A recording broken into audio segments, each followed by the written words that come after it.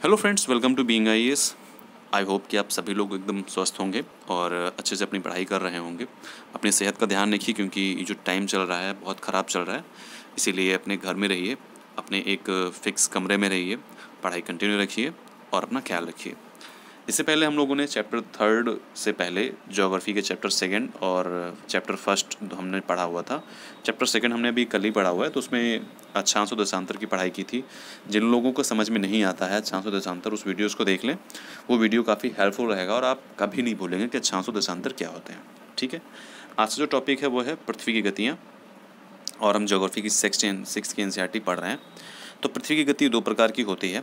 कौन कौन सी? घूर्णन और परिक्रमण। घूर्णन का मतलब क्या है? किसी चीज़ का अपने ही जगह पर घूमना, मतलब पृथ्वी का अपने अक्ष पर घूमना घूर्णन कहलाता है। परिक्रमण किसे कहते हैं? किसी चीज़ का, किसी वस्तु का, किसी पर्टिकुलर एक दूसरी वस्तु के चारों तरफ घूमना, उसको हम क्या कहते हैं? परिक्रमण। जैसे कि सूर्य के चारों तरफ पृथ्वी घूमती एक नियत कक्षा में। ठीक है। उसके बाद जो पृथ्वी के ऊपर काल्पनिक रेखाएं हैं, जैसे कि मकर रेखा है और विषुवत रेखा है, कर्क रेखा है, मतलब ट्रॉपिक, कैंसर और इक्वेटर जो हैं ये रेखाएं हैं, ये तीनों रेखाएं काल्पनिक हैं। ये हम लोग अपनी सुविधा के अकॉर्डिंग हम लोगों ने मतलब बना के रखी हैं पृथ्वी के ऊपर, जिससे कि हमको पता रहे कि इससे इसके बीच में एक विशेष मतलब क्षेत्र है। उसी के आधार पर हम उन क्षेत्रों को डिवाइड करते हैं। तो जो रेखाएं हैं वो यहाँ पे ये कह रहे हैं कि वो काल्पनिक हैं। तो जी हाँ, वो काल्पनिक हैं, जो इसके कक्षीय सतह से 66.5 डिग्री का कोण बनाती हैं। तो 66.5 डिग्री का कोण क्या है ये देख लेते हैं। देखिए, सबसे पहली बात तो पृथ्वी जो है अपने मतलब नियत स्थान से वो 23.5 डिग्री जो है वो झुकी हुई है। देखिए, आपको पृथ्वी को ऐसा होना चाहिए था सीधा, लेकिन वो क्या है, वो ये झुकी हुई है। जो ध्रुव है वो यहाँ पे उत्तर ध्रुव है और इधर दक्षिण ध्रुव है, ना कि यहाँ पे उत्तर ध्रुव और दक्षिण ध्रुव है। ठीक है, तो यही है कि जब हम एक कोई समतल रेखा खींचेंगे पृथ्वी के ऊपर और 90 डिग्री का कोण बनाएंगे, उसका और उत्तर ध्रुव और नीचे दक्षिण ध्रुव के जो बीच के गैपिंग की जो वो एंगल रहेंगे वो 23.5 डिग्री रहेंगे। तो इससे पता चलता है कि जो पृथ्वी है वो 23.5 डिग्री जो है अपने अक्ष से झुकी हुई है, और वो सिर्फ एक ही एंगल में हमेशा झुकी ही रहती है। ठीक है, जानेंगे आगे कि फिर पृथ्वी पर कैसे दिन कैसे रात होता है। उसके बाद में जब हमारी पृथ्वी इधर की तरफ झुकी हुई है तो सिंपल सी बात है, जब एक पार्ट पे रोशनी मिलती होगी तो दूसरे पे नहीं मिलती होगी। ठीक है, उसके इसलिए फिर हम क्या करते हैं, इस पूरी जो प्रक्रिया होती है इसको हम कहते हैं प्रदीप्त वृत्त। ठीक है, जो ये वृत्त बनता है कि एक तरफ उजाला है और दूसरी तरफ अंधेरा, तो इसको हम पूरा कहेंगे कि ये प्रदीप्त वृत्त बना हुआ है। ठीक है, उसके बाद में हम ये देखेंगे कि पृथ्वी जो है अपने अक्ष पर घूमने में कितना समय लेती है। देखिए, पृथ्वी अगर दिन रात, आपने देखा होगा कि दिन होता है और रात होती है, 12 घंटे का दिन होता है, 12 घंटे की रात होती है। लेकिन जैसे जैसे पृथ्वी जो है घूमती है सूर्य के चारों तरफ, वैसे वैसे देखिएगा कि टाइम किसी एक पर्टिकुलर स्थान का वो कम होने लगता है। जैसे कि हम लोगों का जो गर्मी के टाइम दिन होता है उसमें क्या होता है, दिन बड़ा होता है, रात छोटी होती है। लेकिन वही चीज़ अगर ऑस्ट्रेलिया में हम देखेंगे जाकर के, तो वहाँ पे दिन छोटा होगा और रात बड़ी होगी। क्यों? वो एक पृथ्वी के घूमने की जो एक मतलब एक जो तरीका है उसी के अकॉर्डिंग ये सारी चीज़ें होती हैं। ठीक है, घूर्णन के समय काल को पृथ्वी दिन कहा जाता है। देखिए, घूर्णन के समय काल को पृथ्वी दिन कहा जाता है और यह पृथ्वी की दैनिक गति है। 24 घंटे जो घूमने वाली जो अपने अक्ष पे जो घूमती है ना, उसको 24 घंटे का घूर्णन कहते हैं। परिक्रमण नहीं कहेंगे उसको, उसको घूर्णन कहेंगे। पृथ्वी का जो घूर्णन होता है वो 24 घंटे का होता है, परिक्रमण होता है वो 365 से ही 1/4 होता है। ठीक है, उसके बाद में अब इनका क्वेश्चन है कि अगर पृथ्वी घूर्णन नहीं करे तो क्या होगा। देखिए, अगर पृथ्वी घूर्णन ना करे तो एक शब्द में अगर आप जवाब देंगे किसी को तो जीवन नहीं रहेगा। ठीक है, क्यों नहीं रहेगा? अगर आपको ये पूछता है तो आपको ये बताना है कि सूर्य के तरफ रहेगा हिस्सा, वो दिन भर मतलब हमेशा वो गर्म ही रहता रहेगा। तब जब क्योंकि जब पृथ्वी घूर्णन नहीं करेगी तो वो उसी तरफ चीज़ें रुक जाएंगी। अब जिधर की तरफ सूर्य की किरणें हैं वो पार्ट हमेशा बहुत गर्म हो जाएगा, और जिधर की तरफ सूर्य की किरणें नहीं हैं वहाँ ठंडी ही रहेगी, रोशनी ही नहीं रहेगी। रोशनी नहीं रहेगी तो बहुत पेड़ पौधे जीवित नहीं रहेंगे। हम लोग तो चलो फिर भी 2-4 दिन, अभी मान लो आज के टाइम पृथ्वी रुक जाए तो हम लोग फिर भी 4-5 दिन रुक लेंगे, जी लेंगे कैसे भी, जहाँ तक जैसे आदत पड़ जाएगी। ठीक है, और लेकिन ये है कि हमेशा नहीं जीवित रह सकते हैं। ये सारी चीज़ें हैं, इस तरह की अवस्था में जीवन संभव नहीं हो पाएगा। ठीक है, उसके बाद में पृथ्वी की दूसरी गति जो सूर्य के चारों ओर कक्ष में होती है। देखिए, नीचे पूरा डायग्राम दिया हुआ है। ये सूर्य है और इसके चारों तरफ जो पृथ्वी घूमती है ये इसको हम परिक्रमण कहते हैं, ठीक है, पृथ्वी का परिक्रमण कहते हैं। देखिए पृथ्वी एक वर्ष में 365 से ही 1/4 मतलब 365 डेज जो है दिन में सूर्य का एक चक्कर लगाती है। मतलब 365 दिन में पूरे साल में जो है पूरे सूर्य का चक्कर लगाती है, और हम लोग एक वर्ष को 365 दिन मानते हैं, ठीक है, लेकिन लगाती कितने में है, 365 से ही 1/4 में, ठीक है। तथा सुविधा के लिए जो हम 6 घंटे हम इसको अवॉइड करते हैं, क्योंकि हमने एक पैरामीटर बना के रखा है कि 6 घंटे को हम जो है 6 घंटे 4 साल में हो जाएंगे, तो वो 6 चौक 24 24, तो 24 का एक दिन कंप्लीट हो जाएगा, तो उसको हम ऐड कर देते हैं फरवरी के 29 डेज़ के रूप में। तो अब ये पृथ्वी घूमती कैसे है, अब आपको यहाँ पे दिखाते हैं, बहुत ही ज़रूरी है इस चीज़ को समझना। देखिए जब पृथ्वी उत्तरी ऐनांत मतलब 21 जून को हमारे यहाँ होती है, जब हम लोग इधर होते हैं, तो ये हमारा नॉर्थ पोल हो गया, ठीक। नॉर्थ पोल में हमारा भारत भी इधर इक्वेटर से ऊपर है, ठीक है, और ट्रॉपिक ऑफ कैंसर जो है वो निकलती है। उसके बाद में यहाँ पे जब पृथ्वी आती है 23 सितंबर को सूर्य के इधर, तो क्या होता है, शरद ऋतु होती है। मतलब 23 सितंबर को शरद ऋतु मतलब बरसात और गर्मी दोनों मिक्स्ड हो जाती हैं, ठीक है, तो शरद ऋतु होती है, ठीक है। और नीचे क्या होती है, बसंत ऋतु, मतलब वहाँ पे तो पत्ते वगैरह झड़ रहे होते हैं और बसंत ऋतु वहाँ पे आ रही होती है।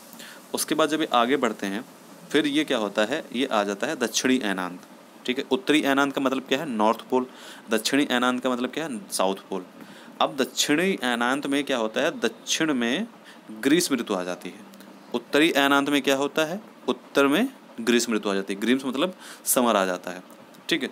तो दक्षिणी ऐनांत जो होता है वो 22 दिसंबर को होता है, उत्तरी ऐनांत होता है 21 जून को, ये याद रखना है, इम्पॉर्टेंट है।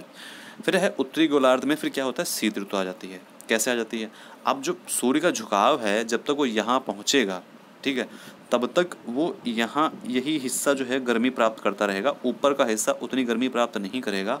और नीचे ये देखिए सूर्य की किरणें स्ट्रेट पड़ेंगी, ठीक है, तिरछी पड़ेंगी नहीं, तिरछी जो पड़ती हैं वो पोल की तरफ नहीं पहुँच पाती हैं। तो इसीलिए जो साउथ पोल और नॉर्थ पोल है उस पर बहुत ज़्यादा गर्मी नहीं होती है, लेकिन हाँ 6 महीने दिन और 6 महीने रात होता है, क्योंकि वहाँ पे रोशनी पहुँचती है, सूर्य की किरणें पहुँचती हैं, तो वहाँ पे प्रकाश पहुँचता है। लंबवत किरणें जहाँ पे पहुँचेंगी वहाँ पे गर्मी ज़्यादा होगी, ठीक है। जहाँ पे किरणें स्ट्रेट नहीं पहुँचेंगी, जैसे कि इसको लंबवत किरणें बोलते हैं, अगर ऐसे स्ट्रेट नहीं पहुँचेंगी तो वहाँ पे गर्मी ज़्यादा नहीं होगी, ठीक है। उसके बाद क्या होता है कि 21 मार्च आता है। 21 मार्च में ये वसंत ऋतु होती है ऊपर, मतलब क्या नाम, नॉर्थ की तरफ। जैसे कि 21 मार्च हम लोगों के इंडिया में आता है, तो क्या होता है ना कि मौसम थोड़ा सा एक नींद लगने वाला लगता है, उसको हम वसंत ऋतु बोलते हैं। तब पत्ते वगैरह जो है ना वो झड़ना स्टार्ट कर देते हैं, गिरना स्टार्ट कर देते हैं। उसके बाद दक्षिण ध्रुव में क्या होता है, शरद ऋतु आ जाती है। यहाँ पे क्या था, वसंत ऋतु 23 सितंबर को, ऊपर थी शरद ऋतु। अब यहाँ पे 21 मार्च को क्या हुआ, शरद ऋतु आ जाती है नीचे, और ऊपर वसंत ऋतु आ जाती है। तो ये पूरा जो है पृथ्वी के घूमने का एक पूरा तरीका है, ठीक है। चाहो तो इसकी स्क्रीनशॉट ले सकते हो और इसको आप अपने तरीके से समझ सकते हो। फिर क्या होता है कि जो ये 4 मतलब 6 घंटे मिला के जो 4 ये जो दिन मतलब घंटे मिलते हैं, इसके बाद 24 घंटे हो जाते हैं, तो इसी को हम क्या करते हैं, फरवरी में ऐड कर देते हैं। चित्र 3.3 से स्पष्ट है कि पृथ्वी दीर्घ वृत्ताकार पथ पर सूर्य के चारों ओर चक्कर लगाती है। तो इस पथ को क्या बोलेंगे हम, दीर्घ वृत्ताकार पथ। देखिए यहाँ पे गोल नहीं है ये, ठीक है, तो इसको आप सर्कल नहीं बोल सकते हैं, इसको दीर्घ वृत्ताकार पथ बोलते हैं। सामान्यतः देखिए ध्यान दीजिए कि पृथ्वी जो है पूरे कक्ष में एक ही दिशा में झुकी है। आपने जैसे कि मैंने कहा था कि पृथ्वी एक ही दिशा में 23.5 डिग्री झुकी हुई है। कितनी डिग्री झुकी है, 23.5 डिग्री, ठीक है। ये इधर की ओर झुकी है, इधर की ओर, ठीक है, देखिए इधर की ओर ही झुकी है। उसके बाद में क्या है, सामान्यतः एक वर्ष को गर्मी, सर्दी, वसंत एवं शरद ऋतुओं में बांटा जाता है। ऋतुओं में परिवर्तन सूर्य के चारों ओर पृथ्वी की स्थिति में परिवर्तन के कारण होते हैं। देखिए ऋतुओं में परिवर्तन क्यों होता है, सूर्य के चारों ओर पृथ्वी की स्थिति में परिवर्तन के कारण। पृथ्वी की स्थितियाँ कैसी हैं, 21 जून को ये हो जाता है कि पृथ्वी इधर झुक जाती है, ठीक है, सूर्य की तरफ, फिर ये हो जाता है, फिर ये हो जाता है, और फिर ये हो जाता है। तो आप इस चित्र से समझ सकते हैं कि मतलब पृथ्वी पे जो परिवर्तन होते हैं, जो क्लाइमेट चेंजेस होते हैं, जो वेदर चेंज होता है, वो पृथ्वी के घूर्णन के कारण होता है। उसके बाद में फिर हम ये देखते हैं कि आपने देखा होगा कि 21 जून को उत्तरी गोलार्ध जो में है सूर्य की तरफ झुका हुआ है, ठीक है। सूर्य की किरणें जो है कर्क रेखा पर सीधी पड़ती हैं। इसके परिणाम स्वरूप इन क्षेत्रों में ऊष्मा अधिक होती है, जैसा कि मैंने आपको पहले बताया था। और ध्रुवों के पास जो है कम ऊष्मा होती है। देखिए, ये जो हमारा पृथ्वी है, ये मान के चलिए जब भी हम ये इक्वेटर हो गई, अगर हम इससे ऊपर बढ़ेंगे तो टेम्परेचर क्या है वो कम होता जाएगा। अगर इससे हम नीचे बढ़ेंगे तो भी टेम्परेचर कम होता जाएगा, क्योंकि इक्वेटर पे जितनी गर्मी इक्वेटर पे जितनी सीधी रेखा सूर्य की किरणें इक्वेटर पे पड़ती हैं, उतनी सीधी रेखा पोल पे नहीं पड़ पाती हैं। ठीक है, तो इसीलिए जब हम इक्वेटर से ऊपर की तरफ या इक्वेटर से नीचे की तरफ जाते हैं तो गर्मी नहीं, टेम्परेचर कम होता है, मतलब टेम्परेचर बढ़ता नहीं है, टेम्परेचर कम होता है, मतलब ठंड का अनुभव होता रहता है। उसके बाद क्या होता है, सूर्य की किरणें तिरछी पड़ती हैं तो इसीलिए क्या होता है, वहाँ पे ऊष्मा कम प्राप्त होती है। उसके बाद उत्तर ध्रुव सूर्य की तरफ झुका होता है तथा उत्तरी ध्रुव रेखा के बाद वाले भागों पर लगभग 6 महीने तक लगातार दिन रहता है। तो सिंपल सी बात है, जब उत्तरी ध्रुव झुका होगा सूर्य की तरफ तो 6 महीने तक कंटिन्यू जो सूर्य की किरणें वो पहुँचेंगी, हालांकि भले वो तिरछी पहुँचें लेकिन वो पहुँचेंगी।